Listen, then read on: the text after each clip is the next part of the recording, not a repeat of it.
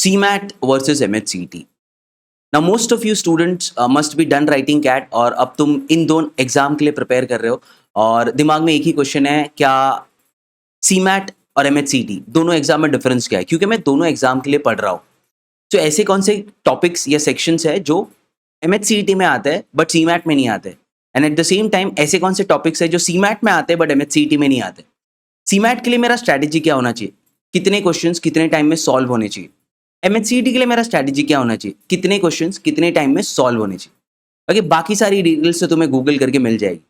So let's answer these questions which you are stuck at. Okay, so to start with ये सारी basic चीजें तो पता है, दोनों ही कंप्यूटर बेस्ड टेस्ट है। CMAT जो है वो नेशनल लेवल एग्जाम है and MHCET is a state level exam. इसका नाम में ही है वो Maharashtra CET।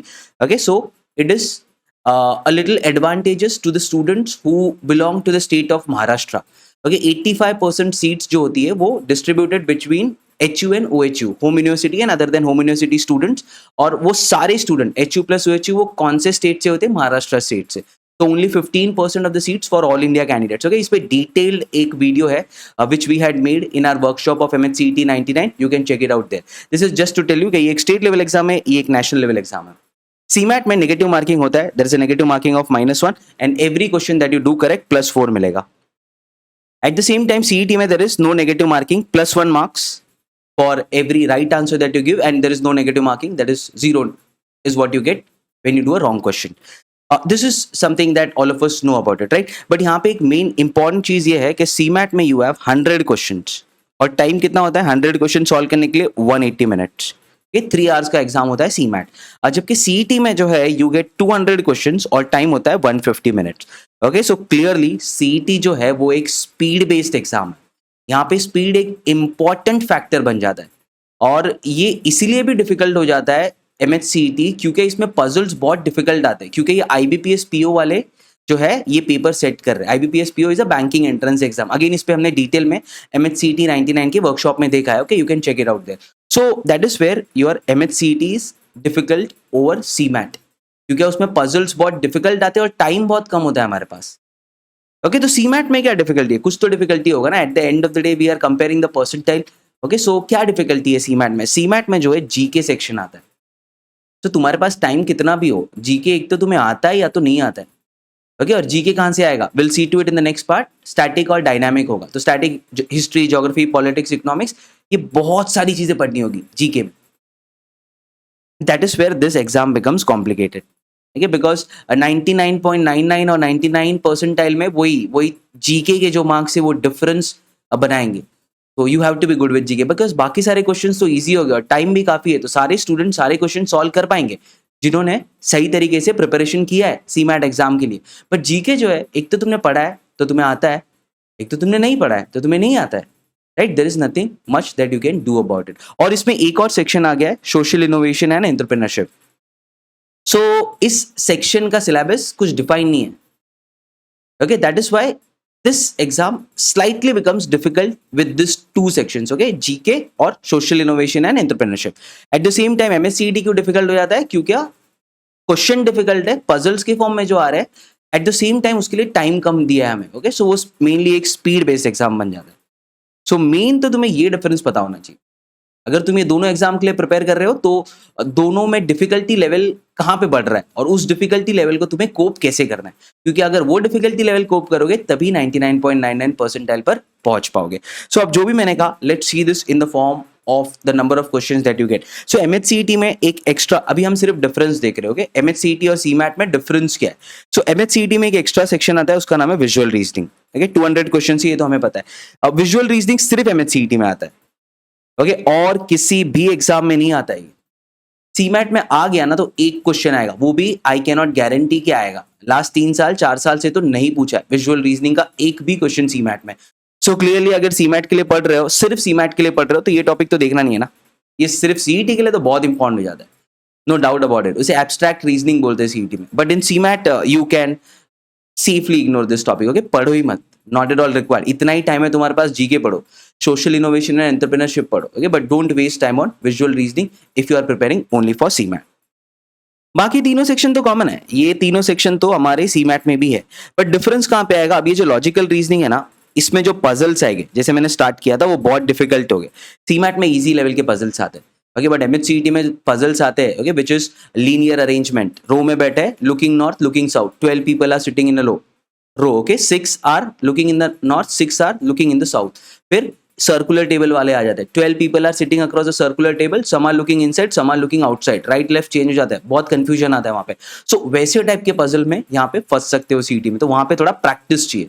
If you want to check ये कैसे पजल्स होते हैं, डाउनलोड टू कैंपस का एप्लीकेशन, वहां पे हमने फ्री टेस्ट रखा है, you will get all those puzzles. और कोई ये पजल्स मिलेंगे नहीं, ये सिर्फ पजल्स मिलेंगे तुम्हें आईबीपीएस पीओ के जो प्रीवियस ईयर के पेपर है वहीं से मिलेंगे। Okay, no book like your RS Agarwal, Arun Sharma will give you puzzles which are of CT level, क्योंकि ये IBPS PO के puzzles है। Okay, so you can check it out, this puzzles क्या मैं क्या बोल रहा हूँ, ये puzzles कैसे होते हैं, okay, and why am I telling them to be as difficult. There are around 300 questions on each of linear arrangement, row arrangement, as well as a tabular and sequencing based puzzle. You can check it out on the website to know what kind of puzzle I am talking about. So ये भी clear है। Accounts का कोई problem नहीं है, accounts जो है it is the same for your CMAT as well as your MHCT, okay, but एक difference आता है यहाँ पे data interpretation। अब data interpretation के क्वेश्चन तुम्हारे MHCT में कितने आते हैं? 15। CMAT में कितने आएंगे?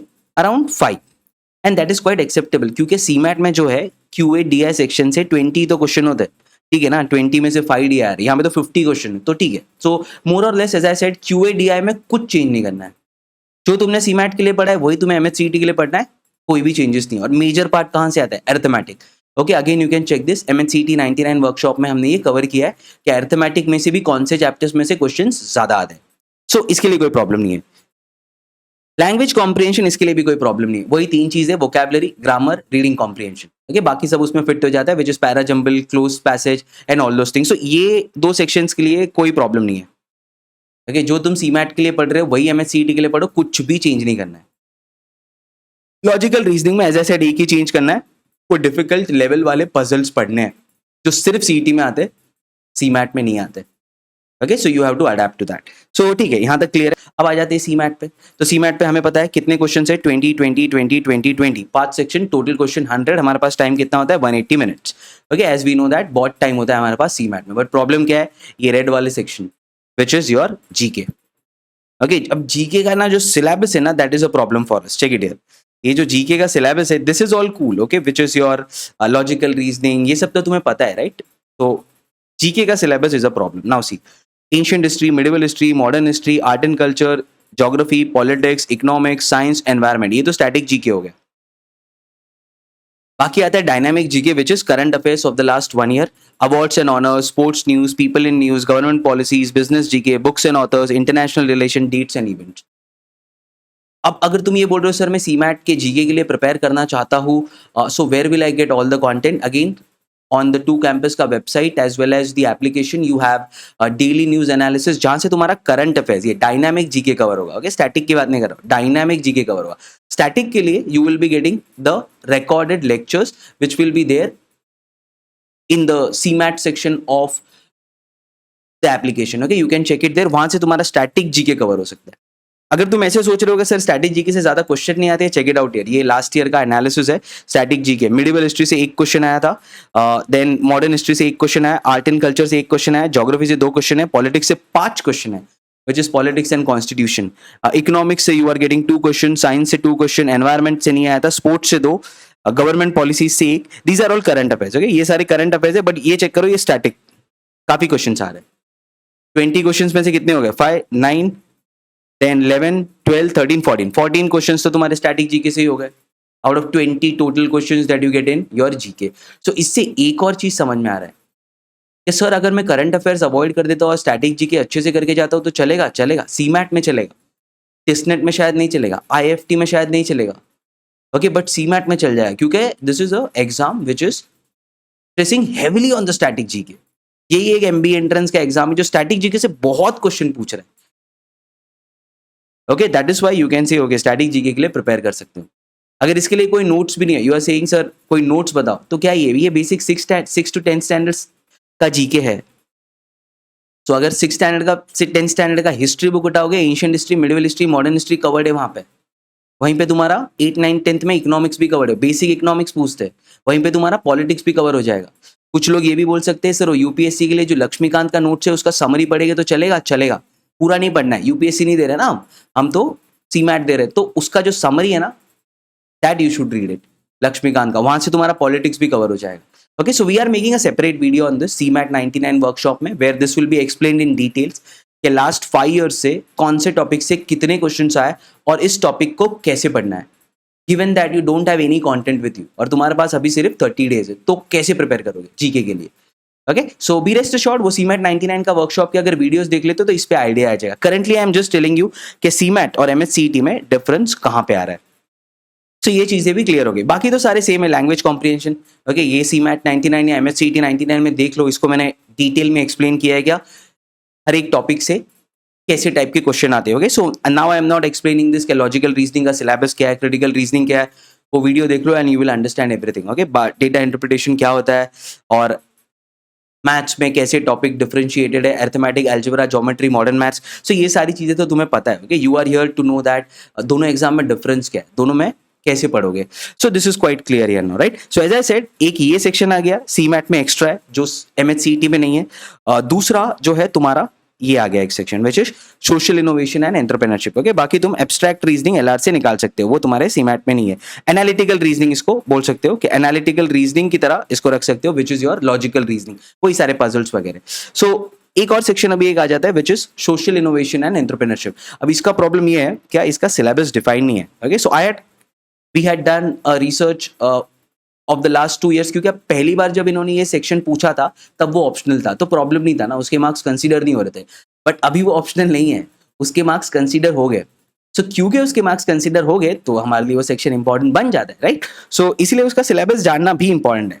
तो this is the syllabus, innovation, entrepreneurship और थोड़ा इसमें से करंट अफेयर्स भी आ जाता है। तुम लोग ये देख के बोलोगे सर ये सब क्या है।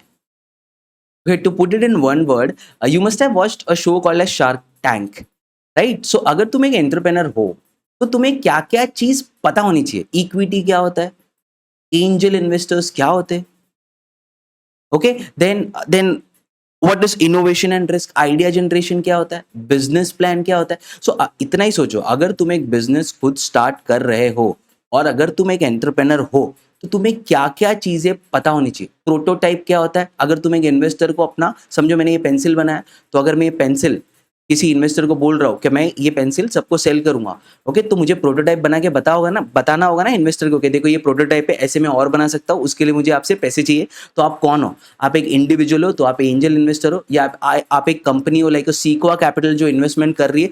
तो एज एन इन्वेस्टर और एज एन एंटरप्रेनर क्या क्या चीज तुम्हें पता होनी चाहिए, राइट, वो सारी चीजें इस सेक्शन में कवर होगी। और जो लेटेस्ट डेवलपमेंट हो गए in the startup field, like से गवर्नमेंट ऑफ इंडिया ने कोई स्कीम लेके आया जो स्टार्टअप के लिए बेनिफिशियल होगा, या तो कुछ मर्जर्स एंड एक्विजिशंस हो रहा है स्टार्टअप से रिलेटेड, ओके, स्टार्टअप, एंटरप्रेन्योरशिप, उससे रिलेटेड अगर कुछ करंट अफेयर्स में न्यूज है तो वो भी इसमें आएगा। ओके, सो अंडरस्टैंड दैट, ऐसा रैंडमली कुछ भी करंट अफेयर्स नहीं पूछेंगे, वो करंट अफेयर्स स्टार्टअप और इनोवेशन एंटरप्रेन्योरशिप से रिलेटेड ही होगा, इसीलिए वो current affairs. So this should give you an idea about this section as well. Okay, check out, as I said, CMAT 99 का workshop. There you will get the idea about what am I talking about in this section. Okay, वहाँ पे हमने ये सब detail में cover किया है। फिलहाल I am just giving you an idea. अब हम आ जाते हैं इनके कट ऑफ पर। तो कट ऑफ क्या होगा in both this exams and हमारे अटेम्प्ट्स कितने होने चाहिए to reach on to that cut off. So अब ये देखते हैं कि ये दोनों एग्जाम क्रैक कैसे होगा। सो अब ये देखना है कि कौन से सेक्शन में कितने टाइम में कितने क्वेश्चंस अटेम्प्ट करने हैं कि सीमैट या सीईटी ये एग्जाम क्रैक हो जाए। क्रैक हो जाएगा मीनिंग क्या है, you should be getting 99.99 percentile. Okay, we are talking about here getting into Jamnalal Bajaj institute of management studies, your JBMS। So let's start with it. अब MHCET में क्या अटेम्प्ट्स होने चाहिए कितने टाइम में। So let's see, we know कितने questions है। Q&A है 50 question, logical reasoning total 100 question, 25 question from your visual reasoning and verbal ability है 50 क्वेश्चन, ये सब तो हमें पता है। अब कितने टाइम में कितने अटेम्प्ट कर रहे हो और ऐसा क्यों। ओके, ऐसे ही है, हवा में टेबल नहीं बना है। Okay, you are thinking about it, क्या इतने टाइम में इतने अटेम्प्ट होने चाहिए, क्यों होने चाहिए, depending upon the difficulty level of the question that are being asked in the exam. So पहले हम आते हैं QADI में. यहाँ पे तुम्हें 40 मिनट्स में 45 अटेम्प्ट्स करने हैं, 40 करेक्ट होने चाहिए, 40 मार्क्स आने चाहिए. ओके, इट मीन्स व्हाट, तुम अर्थमेटिक और DI अच्छे से करके जाओ. MHCET 99 वर्कशॉप में ये डिटेल में बताया गया है. 99 परसेंटाइल स्ट्रैटेजी यही रिपीट हो रहा है यहाँ पे. Okay, I hope you are able to get it. So ये पॉसिबल है. Okay, if you do your arithmetic well, और थोड़ा अलजेब्रा आता है basics, which means again knowing the quadratic, और ज्योमेट्री में से मेंसुरेशन. तो अलजेब्रा और ज्योमेट्री में से मैं सिर्फ 2 टॉपिक पिकअप कर रहा हूँ. Okay, which is quadratic equation from algebra and mensuration from geometry. That's all you need to crack this. Okay, little bit of practice. So यहाँ पे 40 आ जाएगा. अब आते लॉजिकल रीजनिंग में. सो मैं बोल रहा हूँ 60 मिनट्स में 60 क्वेश्चन हो गया. Almost I am giving you 1 minute per question, even in quants, even in your LR. So उसमें से करेक्ट कितना होगा? 50. यू आर गेटिंग 50 मार्क्स है. सो फर्स्ट क्वेश्चन यही आता है यहाँ पे, सर ये 75 है ना, तो आपने 60 अटेम्प्ट क्यों किया, बाकी का 15 किया? वो है डिफिकल्ट पजल. अभी बताया था. ओके, MHCET अलग कैसे बनता है, उसमें वो डिफिकल्ट पजल आते हैं जो कैट के लेवल के भी ऊपर होते हैं. Okay, even CAT does not ask you such difficult puzzle. तो वो पजल्स तो हमें छोड़ना ही है ना, इतना टाइम थोड़ी है हमारे पास उसमें टाइम डालेंगे. प्रैक्टिस के साथ वो आ सकता है, बट कुछ पजल्स बहुत डिफिकल्ट हो गए, या तो बहुत टाइम कंज्यूमिंग हो गए, या तो एग्जाम में प्रेशर में वो क्लिक नहीं हो रहा है. Okay, if you are good with it, हो सकता है, if you are good with it कर सकते हो. बट आई एम सेइंग चलो ठीक है, हमने वो 15 छोड़ दिए, यहाँ से आ गए हमारे पास 50 मार्क्स. अब क्या? विजुअल रीजनिंग 25 क्वेश्चन है, 20 मिनट्स में वो 25 अटेम्प्ट्स करना है. Okay, now some of you might think ये होगा क्या? यही होगा, because visual reasoning you have to crack it. बहुत ही सिंपल होता है वो. उसमें टाइप्स पता करना है, लॉजिक पता करना है. अगर तुम्हें पता है वो प्रॉब्लम कैसे बन रहा है, जो हमने विजुअल रीजनिंग के वर्कशॉप में डिटेल में देखा है कि प्रॉब्लम बनता कैसे, what are the 8 types of problem that you get in visual reasoning. Okay, which is your odd man out, series, last figure missing, middle figure missing, similar pair, dissimilar pair. Okay, ये सारे types है.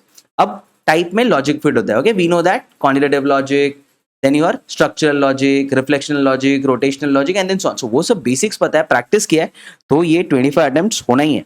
एक दो उसमें काफी difficult होगा, ठीक है, हमारा रॉन्ग हो गया तो हमारे 20 करेक्ट हुए, तो हमें यहाँ से अगेन 20 मार्क्स मिल गया. Okay, no negative marking in CET. और लास्ट में आते हैं वर्बल एबिलिटी. 50 क्वेश्चंस 30 मिनट्स में 50 attempts and we are getting 40 correct. चलो ये 40 भी नहीं, 30 करेक्ट ले लेते हैं. Okay, some of you might say that इतना एक्यूरेसी नहीं है, सो वर्बल में रीडिंग प्रैक्टिस नहीं है, ठीक है, तो 30 तो मिल ही जाएगा ना. और वर्बल में ज्यादा टाइम नहीं चाहिए. ओके, वो हमने सीखा है कि RC को 20% ऑफ द पैसेज पढ़ के ही 80% ऑफ द क्वेश्चन आंसर कैसे करते हैं. तो वो अगेन ये ट्रिक यहाँ पे अप्लाई करोगे जो हमने सीखा है, तो अगेन ये चीज भी होना चाहिए. तो कितना हो गया? 150 नहीं, चलो मैं बोलता हूँ 140 मिला तुम्हें, 30 मिल गया ना वर्बल में. कट ऑफ कितना होता है JBIMS का? Somewhere around 136. सिडनेम जाएगा 127. We are talking about the top 2 college. फिर आएगा Wellington and then so on. Okay, not required here, but हमारा एम है 140. सो ये होना चाहिए तुम्हारा attempt accuracy in the given time in your Maharashtra CET exam. Okay, so क्या किया हमने यहाँ पे? 150 करेक्ट किए in 150 minutes. That's all you need. That's all you need to get into JBIMS. ये परसेंटाइल सिस्टम है, right? You have to be better than the topper. Okay, और as close as possible to the topper. अब हम आते हैं CMAT पे. CMAT में कौन से सेक्शन में कितना टाइम देके कितने क्वेश्चंस अटेम्प्ट करने हैं और उसमें से कितने हमारे करेक्ट होने चाहिए, क्योंकि CMAT में नेगेटिव मार्किंग भी है. सो पहली बात तो हमें पता है कि कितने क्वेश्चंस हैं यहाँ पे, 20 20 20 20 20. वी नो दैट 100 क्वेश्चंस है. ओके, ये सब तो क्लियर है. अब पहले आते हैं QADI. 45 minutes. Okay, attempts you are giving 19, correct you are doing 18, you are scoring 71 marks है. ओके, 4 मार्क का एक क्वेश्चन होता है. 18 for the 72, क्योंकि तुमने एक गलत किया, उसका negative marking 71 is what you are getting it here. So अब तुम बोलोगे सर ये पॉसिबल है? Very much possible. ओके, क्योंकि CMAT में जो लेवल के DI आता है, जो लेवल का कॉन्ट्स आता है, वो बहुत ज्यादा ईजी है. अगर तुम वो नहीं सॉल्व कर रहे हो ना, तो तुम्हारा कंपेटिटर तो डेफिनेटली सॉल्व कर रहा है, क्योंकि उसने एटलीस्ट MHCET के लिए पढ़ा है. कुछ स्टूडेंट्स तो हो गए ना जिन्होंने MHCET के लिए पढ़ा है और उस लेवल पे कॉन्ट्स पढ़ा है. तो अगर तुमने उस लेवल पे कॉन्ट्स पढ़ा है, तो यहाँ पे ये 19 अटेम्प्ट करना ही है. ओके, ये तुम्हारा स्कोरिंग सेक्शन है, क्योंकि बाकी सारे स्टूडेंट्स ये सॉल्व करेंगे. तो if you don't solve it, obviously तुम्हारा परसेंटाइल नीचे आएगा ना. So you have to solve this, because these are all easy questions. Check out last 5 years का CMAT का paper and you will understand what I am saying. Okay, so ये ऐसे ही नहीं लिख दिया है कि 19 अटेम्प्ट होना चाहिए. We had seen all past 5 years 10 years का paper and we had come to this conclusion कि ऐसे हो सकता है. Okay, this is a strategy which is being attempted by students year on year. Okay, so ये होगा यहाँ पे. नेक्स्ट, और टाइम देखो कितना है यहाँ पे, 45 मिनट्स. कितना टाइम ले रहे हो as compared to your Maharashtra CET. Okay, so correct होना ही है यहाँ पे। Logical reasoning 20 questions again 45 minutes you are giving it here, और यहाँ से कितना करेक्ट 20 अटेम्प्ट्स कर रहे हो, पूरे 19 करेक्ट कर रहे हो, and you are getting a score of 75 है। लॉजिकल रीजनिंग बहुत ज्यादा इजी होता है, इसमें तो डिफिकल्ट लेवल वाले पजल भी नहीं डालते, इसमें तो विजुअल रीजनिंग भी नहीं होता, सिंपल सिंपल क्वेश्चन आते हैं, input output, coding decoding, okay, number series. और पजल भी आया तो वो रो अरेंजमेंट वाला सिंपल पजल होता है, सर्कुलर अरेंजमेंट भी आया तो वो बहुत सिंपल होता है। तो यहाँ पे तुम क्वेश्चन छोड़ नहीं सकते हो, क्योंकि बाकी सारे स्टूडेंट्स ये सारे करेक्ट कर रहे हैं। इतना टाइम दे रहा है 2 मिनट पर क्वेश्चन, और इजी क्वेश्चन दे रहे हो तो रॉन्ग कैसे होगा ना, unless you are doing a silly mistake. तो यहाँ पे भी अगेन पूरा करेक्ट होना चाहिए। व्हाट नेक्स्ट, फिर हम आते हैं वर्बल एबिलिटी पे। वर्बल एबिलिटी में हम 30 मिनट्स दे रहे हैं, थोड़ा टाइम कम हो जाता है, okay, because we are not solving the entire problem like the LR and the Q and D I year. यहाँ पे पढ़ के बस आंसर लेना है, और हमारे पास आरसी के ऑलरेडी ट्रिक्स है, तो उससे हमारा टाइम रिड्यूस होगा। 17 अटेम्प्ट्स के 15 करेक्ट किए। सी अभी यहाँ पे मैं नहीं बोल रहा हूँ क्या 70 स्कोर करो, नहीं हो पाएगा unless you are a good reader, अच्छे से पढ़ते हो, बुक्स पढ़ते हो, अब वोकैबुलरी तुम्हारा अच्छा है तो फिर हो सकता है, but generally students don't read that much. Okay, so मैं अवॉइड कर रहा हूँ कि 17 अटेम्प्ट किया, 15 करेक्ट हुआ, 15 फोर द 60, 3 क्वेश्चन रॉन्ग किए तो वो सब्ट्रैक्ट कर दो, सो वो तुम्हारे पास 57 to 58 मार्क्स यहाँ पे आ जाएंगे। सो ये भी हो गया हमारा यहाँ पे। Okay, so quite a realistic expectation from your verbal ability. अब हम आज आ जाते हैं जनरल अवेयरनेस पे। ओके, ये तुम्हारा डिफिकल्ट सेक्शन हो सकता है, ओके, क्योंकि जनरली एक मैनेजमेंट स्टूडेंट्स इतना जीके नहीं पढ़ता है। अगर ये सेम एग्जाम में यूपीएससी स्टूडेंट को दे दूं तो उसके लिए तो ये 20 में से 20 ले लेगा, बिकॉज उसके लिए ये सारी क्वेश्चन ईजी है, ओके, वो यही तो करता है। History, geography, politics, economics, science, technology, environment, ecology, current affairs, वही पढ़ते रहते हैं वो। ओके, सो उनके लिए एग्जैक्टली जैसे कुछ पूछ रहे हो कॉन्स्टिट्यूशन के बारे में, directive principles of state policy पूछा है, fundamental rights, fundamental duties, articles पूछा है, इकोनॉमिक्स में से repo rate, reverse repo rate, ये सारी चीजें पूछा है, जीडीपी से रिलेटेड कुछ पूछा है, तो ये तो उनके लिए रोज का काम है, उनके लिए बहुत ईजी होगा, right, but not for you, you are not reading it on regular basis. अगर तुमने पढ़ा है, नॉट यूपीएससी लेवल, आप बेसिक लेवल पे भी अच्छे से पढ़ा है समझ के, तो भी इसमें से 18 अटेम्प्ट्स हो सकते हैं, बट मैं फिर एक रियलिस्टिक एक्सपेक्टेशन ले रहे हैं, हम 18 अटेम्प्ट्स पे नहीं जा रहे, 15 अटेम्प्ट्स कर रहे हैं, 13 करेक्ट कर रहे हैं, इतना तो हो जाएगा ना। Okay, which means I am assuming that तुमने इतना जीके अच्छे से नहीं पढ़ा है। ओके, इसमें 18 अटेम्प्ट करके 16 करेक्ट भी हो सकते हैं इफ यू प्रिपेयर वेल, जो हमने CMAT 99 के वर्कशॉप में देखा, if you prepare in that direction हो जाएगा ये, but let's take a realistic expectation. 13 correct हुए यहाँ पे, सो 13 3 जा, 13 4 जा, विच इज 52। बाकी जो तुम्हारे रॉन्ग जा रहे, 2 रॉन्ग हो गए, 52 माइनस टू 50 आ रहे हैं यहाँ से। Last section is social innovation and entrepreneurship. 30 minutes लिया, हाँ जीके में 20 मिनट्स ही लिया। ओके, एक तो तुम्हें आ रहा है या तो नहीं आ रहा है ना, टाइम नहीं बताया था, so I am telling it now, 20 minutes में हो जाएगा, क्योंकि you are looking at it, पता है या नहीं पता है, ओके, और क्या सोच रहे हो उसमें, इतना सोचने वाला लॉजिकल जीके यूपीएससी में आता है, यहाँ पे नहीं, तो you should be getting it in 20 minutes. और वैसे भी CMAT में बहुत टाइम होता है, so don't worry about the time here. Social innovation and entrepreneurship 20 question, 30 minutes दे रहे, 18 अटेम्प्ट कर रहे, 15 करेक्ट कर रहे। ओके, दिस इज बिकॉज ये सेक्शन हमारे लिए नया है, लास्ट ईयर ही इस सेक्शन को इंपॉर्टेंस दिया गया और ये बोला गया कि इस सेक्शन के मार्क्स कंसीडर किए जाएंगे, इससे पहले ऑप्शनल था। Okay, I already told this, so इसीलिए क्योंकि ये सेक्शन नया है, बहुत इजी होता है, ये बहुत ज्यादा इजी होता है ये। Okay, if you know the basics of entrepreneurship, okay, you know how to crack this section. अगर वो shark tank as I said वो शो भी फॉलो करते हो, फिर भी 50% ऑफ द क्वेश्चन हो जाएंगे, ऐसा है ये section. Okay, so that's why I am saying, चलो ठीक है, 15 तो हम यहाँ पे करेक्ट कर ही लेंगे। ओके, जो 2-3 नया शायद करंट अफेयर से आ जाए ना, कुछ स्कीम वगैरह पूछ ले, वो जो गवर्नमेंट ने स्टार्ट की है स्टार्टअप से रिलेटेड, वो हमने पढ़ा ही नहीं है करंट अफेयर्स में, तो ऐसे हो सकता है। सो कंसिडरिंग यहाँ से, सो 15 4 जा 60, 60 माइनस 3 57 मार्क्स यहाँ पे आ गए। कितने मार्क्स आ गए हमारे? 311। ओके, बाकी सब में कंसिडर करके 170 मिनट्स हो चुका है, ऑलमोस्ट 180 मिनट्स। CMAT में टाइम का प्रॉब्लम नहीं होगा, so let's not consider time in this exam. हमारा कट ऑफ क्या होगा? समवेयर अराउंड 300 पे हमारा 99.99 परसेंटाइल होगा। Okay, as you can check it here, हर साल का कट ऑफ यहाँ पे लिख के रखा है, 2018, 2019, 2020, 2022। ओके, सो 283 तक तुम्हारा 99 परसेंटाइल जा रहा है, तो 300 प्लस चाहिए, 320, 330 उस रेंज में चाहिए। अभी तक इसमें हमने क्या देखा, इसमें हम कहाँ तक पहुंच रहे? 310, 11 तक पहुंच रहे। तो वो जो एक्स्ट्रा 20-30 मार्क्स है ना, वो तुम्हें जीके और एंटरप्रेन्योरशिप वाला सेक्शन देगा, तो उस पर थोड़ा और फोकस रखो if you are targeting JBIMS। Okay, because CMAT के लिए ना सीट्स बहुत कम है। इसके बाद हम देखेंगे क्या सीट्स कितने हैं, जेबी एक कॉलेज का एग्जांपल लेके देखेंगे क्या सीमैट के लिए कौन से सीट्स कंसीडर किए जाते हैं, उसी से हम समझ जाएंगे बाकी कॉलेजेस में भी वो कौन से सीट्स कंसीडर हो गए। तो सीट्स कम होते हैं इसलिए कंपटीशन ज्यादा है, so you need to score well in CMAT, right. So काफी क्लियर है भी हमें कितना हमें अटेम्प्ट करना है, कितने टाइम में, और हमारा टारगेट क्या है, 140 to 150 in MHCET, 320 to 330 in your CMAT, right. और वो कैसे आएगा वो भी हमें पता है, और इसके बारे में डिटेल चाहिए एज आई सेड MHCET 99 और CMAT 99 के वर्कशॉप में पूरा ये डिटेल में मिल जाएगा। Currently we are just comparing the two exams. अब हम आ जाते हैं सीट्स अवेलेबिलिटी। तो CMAT के लिए कौन से सीट्स होते हैं और MHCET के लिए कौन से सीट्स होते हैं। Okay, so if I take just an example of JBIMS, चलो एक ही कॉलेज लेते हैं, उससे हम जनरलाइज करके बाकी के कॉलेज में ये चीज अप्लाई कर देंगे। सो आई एम सेइंग JBIMS में टोटल 120 सीट्स है। ओके, अब उसका 85% कहाँ चला जाएगा, वो 70% ले लो 84, और इसका 15% ले लो which is equal to 18। Okay, और कितना सीट्स बच गया, 18 सीट्स बच गया। तो ये जो सीट्स है ना, ये कहाँ चला गया, तुम्हारा MHCET में चला गया।